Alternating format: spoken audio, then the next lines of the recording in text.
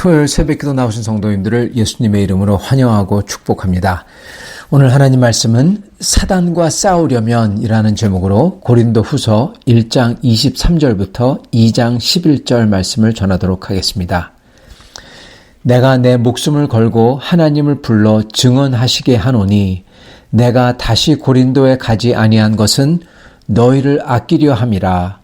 우리가 너희 믿음을 주관하려는 것이 아니요 오직 너희 기쁨을 돕는 자가 되려 함이니 이는 너희가 믿음에 섰음이라. 내가 다시는 너희에게 근심 중에 나아가지 아니하기로 스스로 결심하였노니 내가 너희를 근심하게 한다면 내가 근심하게 한 자 밖에 나를 기쁘게 할 자가 누구냐.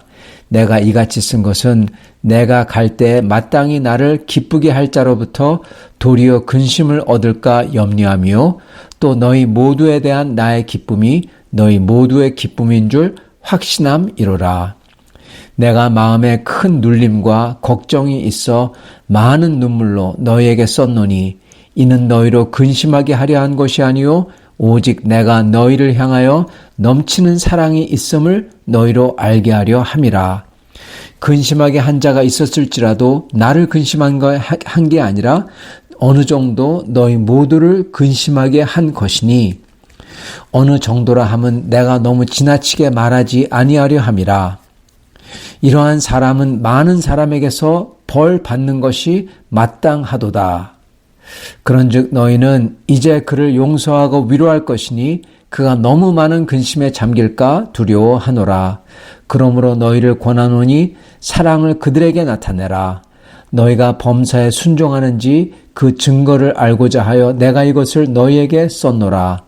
너희가 무슨 일에든지 누구를 용서하면 나도 그리하고 내가 만일 용서한 일이 있으면 용서한 그것은 너희를 위하여 그리스도 앞에서 한 것이니 이는 우리로 사탄에게 속지 않게 하려 함이라. 우리는 그 계책을 알지 못하는 바가 아니로라. 아멘. 네, 오늘 말씀은 사단과 싸우려면, 사단에게 속지 않으려면입니다. 오늘 말씀이 굉장히 사실 어렵습니다. 어려운 이유는 내용이 어려워서보다는 그 번역이, 제가 볼 때는 어떻게 보면은 좀 동떨어지게 되어서 진짜 뜻을 읽어도 잘 알기가 힘들기 때문에 그렇습니다. 그래서 제가 이것을 다시금 조금씩 다시 제 다른 말로 바꿔가면서 제가 말씀을 드려서 좀 더 쉽게 이해할 수 있게끔 드리도록 하겠습니다. 사도 바울께서는 고린도 교인들에게 왜 사도 바울께서 고린도 교회에 돌아가지 않는지 말씀하시면서 이 말씀 속에 세 가지 상황이 나타납니다. 세 가지 시간들이랄까요? 아니면 세 가지 사건들이랄까요? 이게 차례로 일어나는 것을 저희가 알 수 있습니다. 오늘 이걸 통해서 이 세 가지 상황 속에서 다 다릅니다. 완전히 다른데 변하는 이 세 가지 상황, 이 속에서 어떻게 해야 하나님의 뜻을 저희가 따라갈 수 있고 그리고 사단 마귀의 계략을 싸워서 이길 수 있는지 나누고자 합니다. 첫 번째 상황은 사도께서 자기가 왜 고린도 교회에 다시 돌아가지 않았는지 그리고 그 대신 뭘 했는지 그 상황이 나옵니다. 그리고 두 번째 상황은 고린도 교회 안에서 공적인 죄를 진 자를 어떻게 해야 되는지 그거에 대해서 말씀하십니다. 그 상황이죠. 그리고 세 번째 상황은 그렇게 죄진 자에 대한 후속 조치를 어떻게 해야 하는지 이 세 가지를 세 상황을 말씀을 하시고 계십니다. 이 세 상황이 나오는 겁니다. 자, 첫 번째 상황. 먼저 사도께서 고린도 교회에 다시 안 돌아간 이유를 말씀하시는데 그 상황이 나오는데 그 상황을 저희가 보고자 합니다. 다시 안 돌아가시는 이유를 이렇게 말씀하세요. 우리 한국어 번역에는 그들을 아끼려 했기 때문이다. 그렇게 나옵니다. 그런 다음에 그들에게 근심 중에 나아가지 않으려고 하기 때문이다. 이렇게 한국 개역 개정 성경은 번역합니다.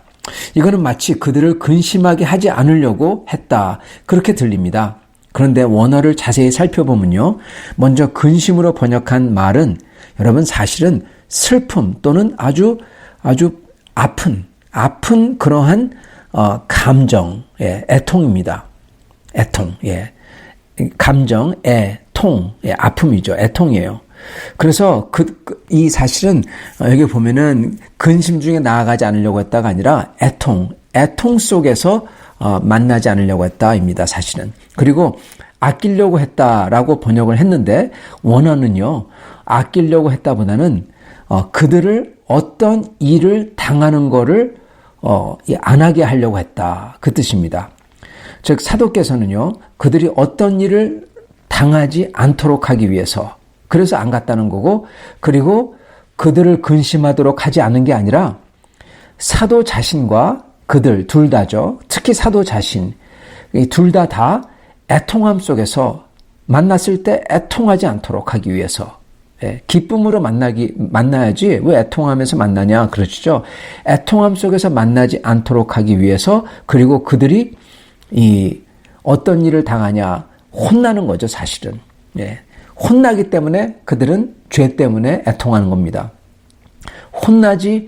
그들을 혼내지 않으려고 만났는데 얼굴 붉히고 혼내고 그리고 비통해하고 그런 거 안 하려고 안 갔다는 겁니다. 그리고 그들이 그렇게 혼남을 당하고 그리고 애통해하는 거, 그거를 당하지 않도록 하기 위해서 안 갔다는 겁니다, 여러분. 완전히 다르죠, 그죠?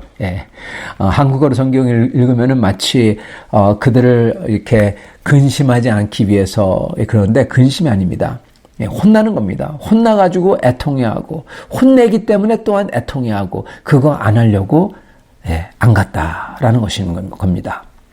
여러분, 그렇다면 뭐가 우리 바울 사도와 고린도 교회 성도들이 슬픔과 애통 속에서 혼냄을 당하고 그리고 혼내고 이러는 그러한 애통함, 혼내는 것 그 정도를 떠나서 사실 뭐가 잘못돼가지고 아주 비참함이죠. 그런 속에서 뭐 때문에 비참함 속에서 뭐가 이 두 분들을, 이 사도 바울과 고린도 교인들을 만나도록 하도록 할까요? 뭐 때문에 그럴까요? 여러분, 그 단초는요, 바로 그 다음에 나오는 말씀에 있습니다. 오늘 말씀을 보면요, 신기하게도 이렇게 어떻게 보면은 슬픔과 애통함 그런 게 나오다가 갑자기 뭐가 나오냐? 공적으로 죄진 자가 나와요. 그래서 공적으로 죄진 자가 벌을 받아 마땅하다. 근데 이제는 다 끝났으니 용서하라. 그렇게 나옵니다. 여러분, 이 말이 무슨 말입니까? 고린도 교회에서 공적으로 죄를 진 자에 대한 일이 아직 정리되지 않아서, 그래서 바로 그게 바울 사도에게 고통과 비통함을, 그리고 그들을 만났을 때 꾸짖을 수밖에 없고 혼낼 수밖에 없고, 그리고 그들도 그걸 당하면서 정말 죄가 아직도 성행하고 있기에, 교회에 성행하고 있기에 그들도 비통함 속에서 만날 수밖에 없는 겁니다. 즉, 그 공적으로 죄진 일에 대한 그 일에 대해서 사도 바울께서 하나님의 말씀을 전했는데 고린도 교회에서 불순종했다는 겁니다. 말을 듣지 않았다는 겁니다, 여러분. 그래서 그런 상태에서는 사도 바울과 교인들이 만날 때는 비통함, 그 속에서 만나야 되기 때문에 그럴 필요가 없었다는 겁니다. 오히려 관계만 나빠진다는 거죠. 과연 이 공적 죄를 진 자가 대체 누구이고 무슨 죄였을까요? 여러분, 이게 고린도 전서에서 우리는 발견합니다. 고린도 전서에 보면요, 교회에서 심지어 교회, 어떻게 보면은 교회 이 건물을 쓰게 해주는 그러한 유력한 사람 중에 하나였던 것 같습니다. 그 사람이 아버지의 아내와 같이 동침하고 동거하는 사람입니다. 그 사람을 고린도 교회에서 비호했어요. 오히려 뭐라고 했냐? 이 사람은 진짜 영적인 사람이다. 육적인 관계를 초월한 그러한 사랑을 하는 사람이다. 그렇게 띄워줬습니다. 그럼 사람들이 따랐던 겁니다. 고린도 전서에서 사도 바울께서 그걸 보시면서 아주 크게 노하시죠. 그러면서 이거는 세상 사람들도, 하나님을 모르는 타락한 사람들도 이거는 안 하는 죄인데 이걸 보고 세상 사람들 손가락질하면서 욕할 거 아니냐. 이러한 자가 교회에서 버젓이 회개하지도 않고 오히려 교인들이 따르고 이 사람이 높은 자리에 있다. 그러면서 호통하시는 언조로 이 자를 교회에서 치리하라 하십니다. 그와 모든 교제 끊고 심지어 밥도 같이 먹지 말라 하시죠. 그러면서 심지어 뭐라고 하십니까? 그를 사탄에게 내어주라. 그렇게 말씀하세요. 사탄에게 내어준다는 것은 교회에서 내쫓는 것입니다. 자, 이렇게 말씀하셨어요. 그런데 이렇게 강력하게 정말 세상 사람들도 안 하는 짓을 하기 때문에 공적인 죄죠. 그거를 강력하게 규탄하면서 이렇게 하라 그렇게 말씀하셨는데 근데 이 말씀을 고린도 교인들이 따르지 않았다는 겁니다. 여러분 7일을 암만 해도요. 7위가 진짜 되려면요. 교회 교인들이 순종해야 되는 것입니다.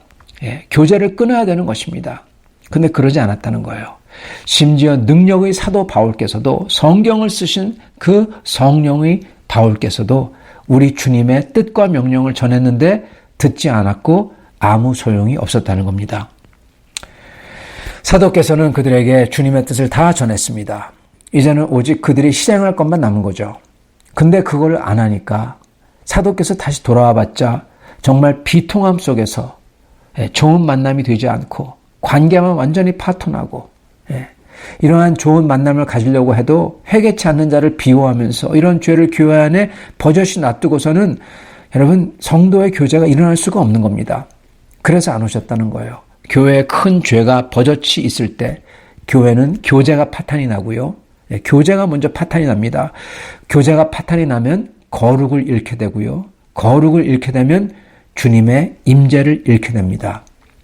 그래서 할 수 있는 것을 다 하신 사도 바울께서 고린도 교회에 오시는 대신에 무엇을 하시냐 이렇게 말씀하십니다. 4절 내가 마음에 큰 눌림과 원어는 환난입니다. 마음의 환난과 그리고 애통이 있어 많은 눈물로 너희에게 썼노니 편지를 썼다는 거죠. 이는 너희로 애통하게 하려 한 것이 아니요 오직 내가 너희를 향하여 넘치는 사랑이 있음을 너희로 알게 하려 함이라. 예. 그렇게 그들에게 눈물로 썼고 그들이 이걸 읽었을 때 마음이 깨어지는 듯한 눈물이 쏙 나는 그러한 아주 그걸 들었을 때 고통이 되는 편지를 썼는데 그거는 사랑 때문에 한 거다. 그렇게 말씀하시는 거죠. 여러분 이게 바로 첫째 사건입니다. 첫째 일어났던 일이에요. 자, 사도께서 이 온전한 치리가 되지 않았을 때 그때 애통함은 사도뿐만 아니라 교회 성도들 전체의 애통함이었다고 하십니다. 5절 근심하게 한 자가 있었을지라도 나를 근심하게 한 것이 아니요 어느 정도 너희 모두를 근심하게 한 것이니 이렇게 말씀하십니다. 즉 이 말이 뭡니까? 너희 모두를 근심하게 했다. 즉 대부분의 성도들이 이 사건을 보면서 정말 마음이 아파했다는 겁니다. 애통했다는 겁니다. 그러면서 즉 사도 바울의 말씀을 따르기를 원했다는 것을 알 수가 있는 것입니다. 오직 어떻게 보면은 이 소수가 그렇지만은 교회의 영향력이 컸던 소수가 사도 바울의 말씀을 안 따랐다는 거죠. 자, 그런데 둘째 사건이 일어납니다. 사도 바울께서 그 눈물의 편지를 쓰신 다음에 고린도 교인들에게 그 편지를 낭독을 했을 겁니다. 다 교회가 모였을 때 낭독을 한 겁니다. 그랬을 때 놀랍게도 고린도 교인들에게서 변화가 일어났다는 겁니다. 아마도 그 공적인 죄를 진 자를 비호했던 사람들은 변화가 안 일어났을지도 모릅니다. 그러나 그 죄를 보고 애통해왔던 사람들에게서 그들이 가만히 교회에서 있었다가 이제는 들고 일어났다는 겁니다. 정황을 볼 때 그 공적인 죄를 범했던 자를 대부분의 교인들이 꾸짖었던 겁니다. 그리고 교제를 끊었던 겁니다. 그래서 어떠한 일이 일어났냐? 그를 아주 혼냈던 거죠. 그래서 결국 가서는 그 공적인 죄 지은 자가 어떤 느낌을 받았냐? 두려움과 절망에 빠졌다는 겁니다. 여러분, 공적인 죄를 진 다음에 어떻게 하면은 그 교회 속에서 두려움과 절망에 빠집니까? 모든 사람이 그를 쉽게 얘기하면은 욕하는 겁니다. 그리고 혼내는 겁니다. 그리고 교제를 끊고 얼굴 볼 때마다 가만히 지나가는 게 아니라 아주 혼내는 거예요. 모든 사람들이.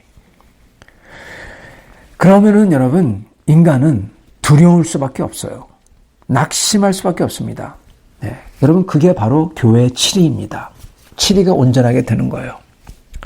사도께서는 이것을 보고 너무나 마땅한 거라고 하십니다. 6절, 이러한 사람은 많은 사람에게서 벌 받는 것이 마땅하도다.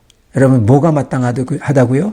많은 사람에게서 벌 받는 게, 많은 사람이 벌을 해야 된다는 겁니다. 그게 마땅하다는 겁니다. 그래야만 교회에서 거룩이 온전하게 잡히고, 그리고 사도 바울 하나님의 말씀이 쇠기에 경 있는 소리가 아니라 진짜 들리게 된다는 겁니다.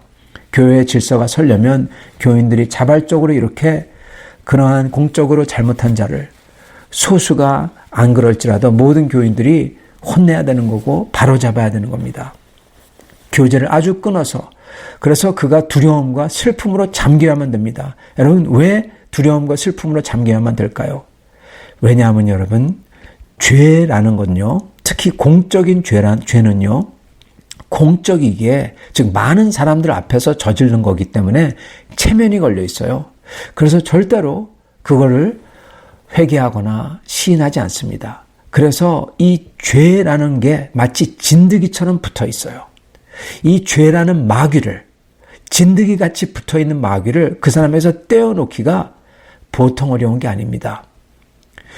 여기서처럼, 오늘 말씀처럼 많은 교인들이 그를 볼 때 혼내고 교제가 끊어져야, 그때 사회적으로 절망감이 엄습해야, 두려움이 엄습해야, 슬픔에 처해야, 그때야 비로소 진드기 같은 이 공적인 죄가 떠나고, 이 죄, 내가 죄를 졌다고 시인할 수 있고 죄가 떨어져 나가는 겁니다. 진드기가 떨어져 나가는 거예요. 마귀가 떨어져 나가는 거죠. 그게 지금 이 사람에게 일어난 겁니다. 그게 두 번째 일어난 일입니다. 세 번째 사건은, 일어난 일은 사도 바울, 그렇게 교인들 전체에게서 혼나고 치리받은 사람이 자기가 그 공동체에서 완전히 홀로 되었기에 절망하며 두려워하며 이제 180도 돌이켜 눈물로 회개하는 마음으로 지금 지내고 있다는 겁니다, 여러분. 여러분, 이게 정말 온전한 겁니다. 이러한 온전한, 그 사람에게서 진드기같이 붙어있는 그 죄라고 불리는 마귀 같은 것을 떼어내려면은 어떻게 보면은 참 힘들고, 그리고 어떻게 보면은 정말 고통스러운 일이지만 모든 대부분의 교인들이 가만히 있으면 안 되고 그를 혼내야 되는 겁니다. 6절, 이러한 사람은 많은 사람에게서 벌 받는 게 마땅하도다. 많은 사람이 벌해야 돼요. 그게 마땅해요. 그래야만 된다는 겁니다. 그래야지 이 사람을, 영혼을 구할 수 있는 것입니다. 여러분, 영혼 구하는 게 쉽지 않습니다. 그래야지 구할 수 있는 겁니다. 이 사람이 그걸 당하고 나서 이제 그 진드기 같은 공적인 죄가 떨어져 나가며 그가 절망하면서 눈물로 회개하고 있는 겁니다. 자, 이럴 때 사도 바울께서 뭐라고 하십니까? 이제는 이제 세 번째 시간이 온 거예요. 시간이, 그 첫 번째 일이 일어나고 두 번째 일이 일어났고 이제 세 번째 일, 이 시간이라는 겁니다. 이거를 할 시간이라는 겁니다. 뭡니까? 7절, 그런즉 너희는, 한국말로는 차라리라고 나오는데 이거는 차라리가 아니라 이제입니다. 이제, now. 그런즉 너희는 이제 그를 용서하고 위로할 것이니 그가 너무 많은 근심에 잠길까 두려워하노라. 그러므로 너희를 권하노니, 너희에게 강력하게 권한다는 겁니다. 사랑을 그에게 나타내라.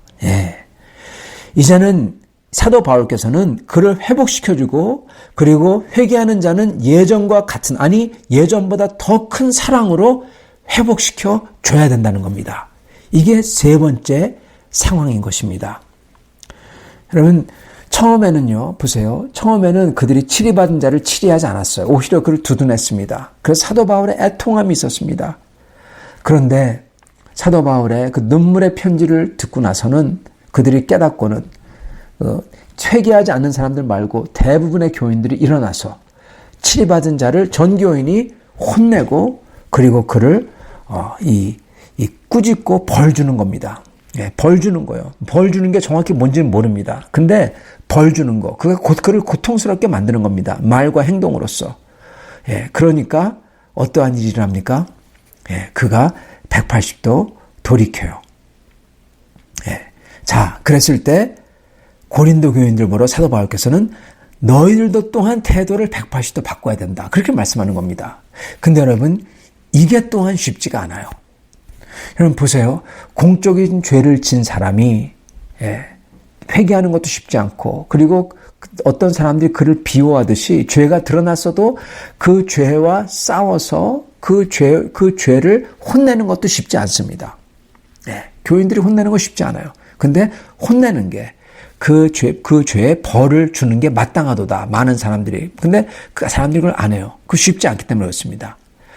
그런데 또한 마찬가지로 회개하는 사람을 용서하고 사랑하는 것도 또한 쉽지 않다는 겁니다, 여러분. 사도 바울께서는 과연 그 용서를 하는지 사랑을 하는지 보기 위해서 이 편지를 썼다고 하세요. 7절, 그런즉 너희는 이제 그를 용서하고 위로할 것이니. 8절, 그러므로 너희를 권하노니 사랑을 그들에게 나타내라. 너희가 범사에 순종하는지 그 증거를 알고자 하여 내가 이것을 너희에게 썼노라. 즉 그를 용서하고 사랑하는지 알고자 해서 내가 편지를 쓴다. 그렇게 말씀하시고 계시는 겁니다. 여러분 보세요. 한편으로는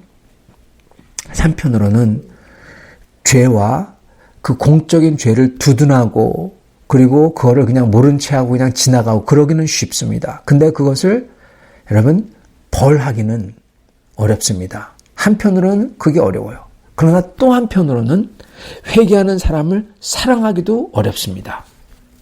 이 두 개를 잘 봐야 되는 것입니다, 여러분. 지금 사도께서는 이렇게 말씀하시면서 정말 중요한 것은 뭐냐 이렇게 말씀하세요.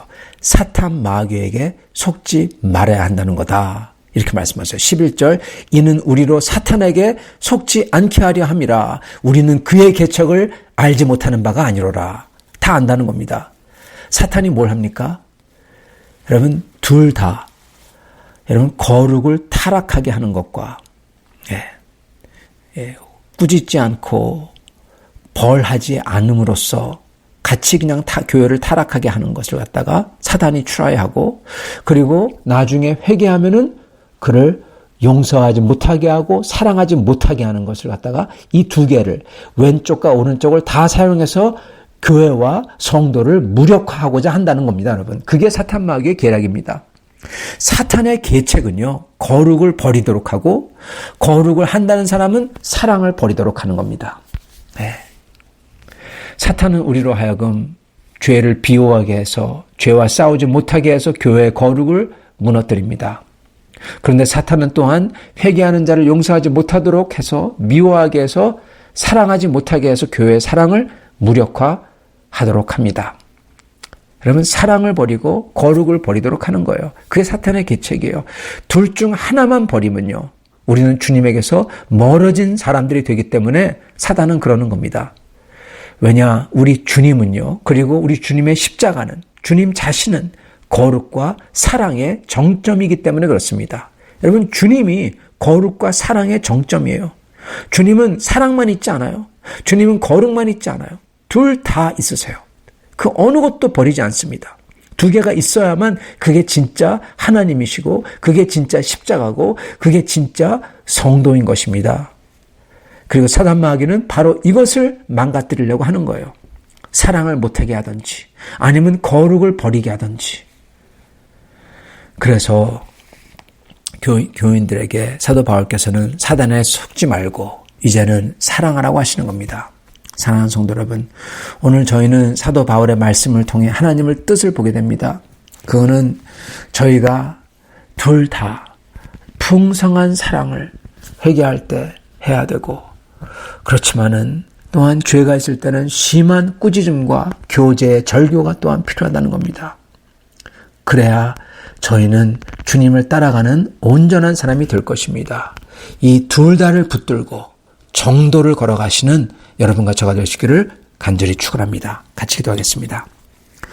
아버지 하나님 감사합니다. 오늘 말씀을 통해서 어떠한 모습이 사도 바울의 모습인지 알려주시니 감사합니다. 그분 속에 성령이 계시는데 그 성령의 마음이 어떤 건지 알려주시니 감사합니다. 저희도 그 성령을 따라서 이 세상과 타협하지 않게 해주시고 용기를 내어서 일어서게 해주시고 또한 동시에 용기를 내어서 사랑할 수 있도록 도와주시옵소서. 예수 그리스도 받들어 기도드리옵나이다. 아멘.